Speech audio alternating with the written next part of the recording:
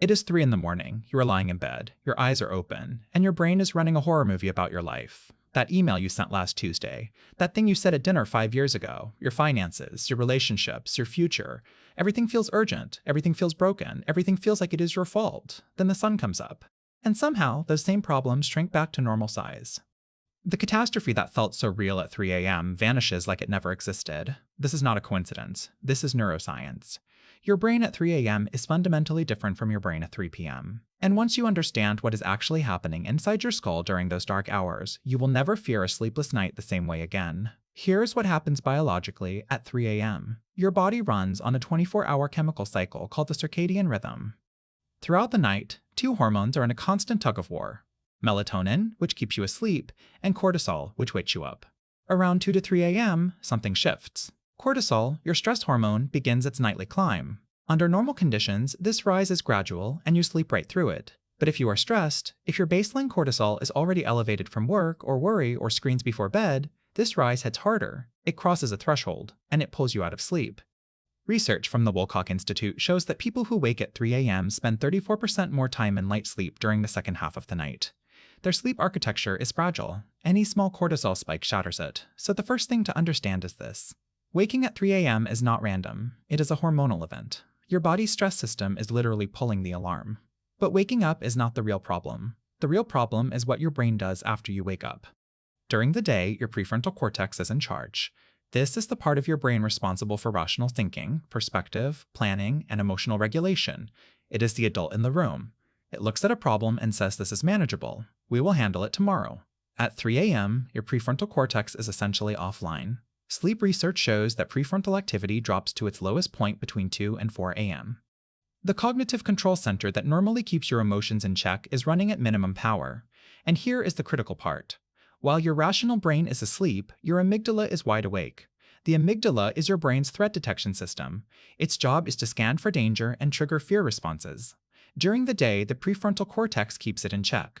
At 3 a.m., there is no check. The amygdala runs unchallenged. This is why a minor work email feels like a career-ending disaster at 3 a.m. It is why a small relationship disagreement feels like the end of everything. Your threat system is firing without any rational filter. You are experiencing the world through pure, unregulated fear. Now it gets worse. Because your brain does not just worry at 3 a.m., it spirals. During waking hours, when you have a negative thought, your prefrontal cortex can interrupt it. It can say that is not realistic, or I will deal with that later. But at 3 a.m., there is no interruption.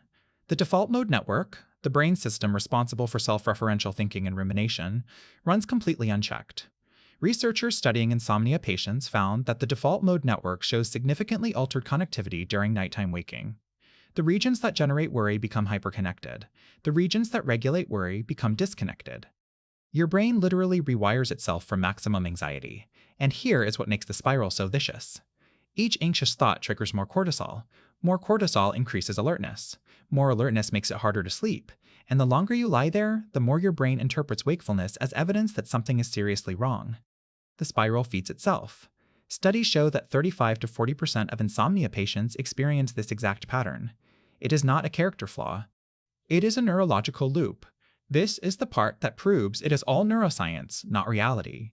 When the sun rises, 3 things happen almost simultaneously.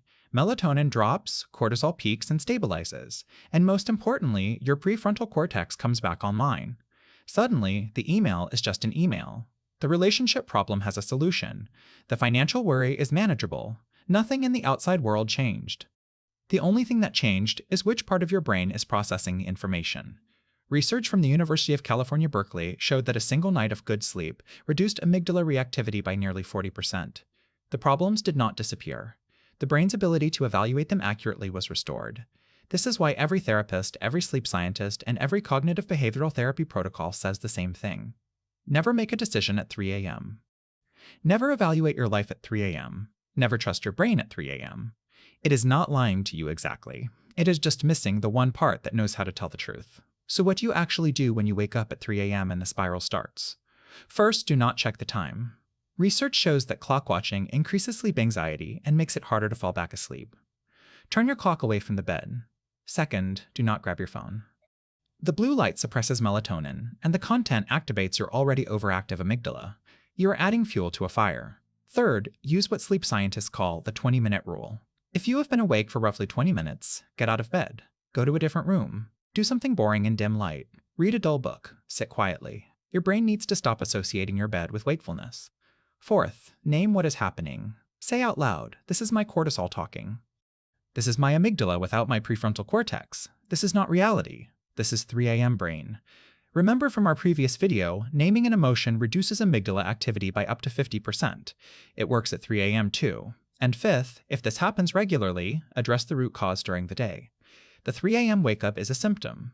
The cause is usually chronic stress, unprocessed worry, or a disrupted circadian rhythm from screens, caffeine, or irregular sleep times.